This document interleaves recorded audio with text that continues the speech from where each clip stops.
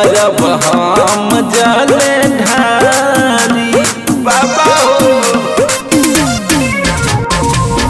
पहिला सोमवारी करब हम जल ढारी, बेटा के दुख दानी बुझी त्रिपुरारी।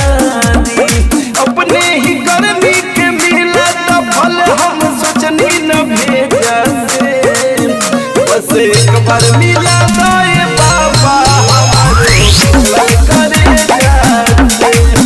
कमी हमके मिला दाए बाबा हमारो पिछला करे जाते।